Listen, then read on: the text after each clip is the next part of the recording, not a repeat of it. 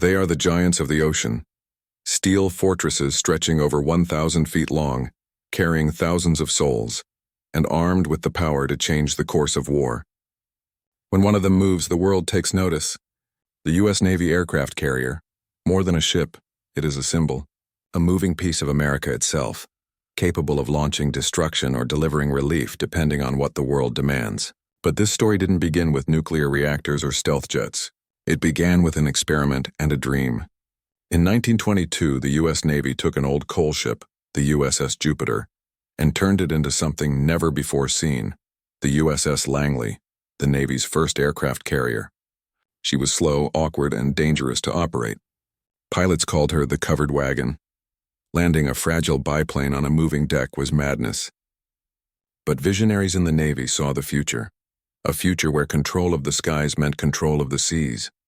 Through trial and tragedy, they learned the art of flight at sea. The first takeoffs were thrilling. The first crashes were inevitable. Yet each failure became a lesson written in courage. Then came the test of fire. December 7, 1941, Pearl Harbor. The Japanese attacked America's Pacific Fleet, sinking battleships and crippling naval power. But fate spared the carriers.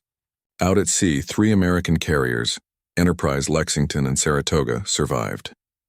The war in the Pacific would not be decided by guns and armor, but by wings and daring. In the months that followed, the U.S. Navy faced Japan's powerful carrier force in epic duels. The Coral Sea, the Battle of Midway, Guadalcanal. At Midway in June 1942, American dive bombers found their mark. In minutes, 4 Japanese carriers were engulfed in flames. The balance of power shifted. It was the dawn of a new era, the age of the aircraft carrier. By the end of World War II, carriers had become the heart of the fleet. The USS Enterprise, the Big E, fought in nearly every major battle of the Pacific. Her deck was home to heroes, her walls scarred by bombs, her name etched into history. Thousands of young men lived on these floating cities, working endless shifts to keep planes flying. Each takeoff was a risk, each landing a gamble. Below decks, engineers sweated in the roar of engines. Above, pilots prayed the arresting cable would catch their plane before it plunged into the sea. The carrier was more than a ship. It was a living organism of steel, fuel, and human will. When the war ended, the world changed, but the carrier remained central to America's power. During the Cold War, they became the ultimate chess pieces. Each one was a mobile airbase, capable of striking anywhere on Earth without asking anyone's permission. Powered by nuclear reactors, they could sail for 20 years without refueling. The USS Enterprise, launched in 1961, became the world's first nuclear-powered carrier. She was a marvel of engineering, 1,023 feet long with 8 nuclear reactors. From the jungles of Vietnam to the deserts of the Middle East, carriers brought American air power wherever it was needed. When diplomacy failed, they were the first to arrive, and the last to leave. But beyond the machines were the people, the crew. More than 5,000 sailors lived and worked together on a single ship. The flight deck was one of the most dangerous workplaces on Earth. Every movement, every second mattered. One wrong step could mean death. The noise was deafening, the heat unbearable, yet the teamwork was perfect. Each launch was a ballet of precision. Yellow shirts signaling, jet engines roaring, catapults slamming.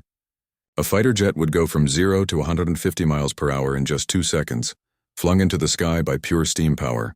It was chaos, it was beauty, and it was discipline forged by training.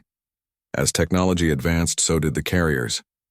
The Cold War saw new classes, the Kitty Hawk, the Nimitz, and now the Gerald R. Ford, each one larger, smarter, deadlier.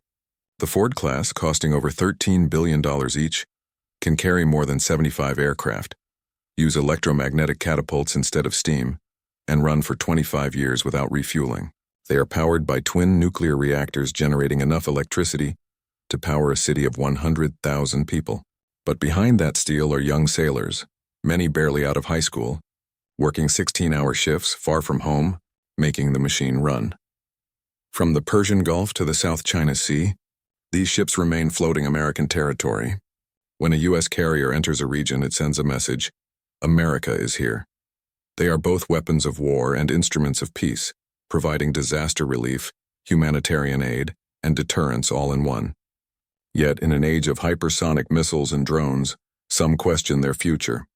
Are these massive ships relics of the past, or the still beating heart of U.S. naval power? Military planners debate this endlessly. But as long as nations seek control of the sea, the carrier will endure. For every conflict, for every storm, there are stories. A pilot making a nighttime landing on a pitch-black deck in high seas.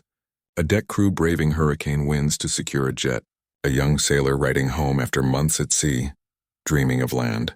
It's these human moments that define the carrier, not just as a machine, but as a world unto itself.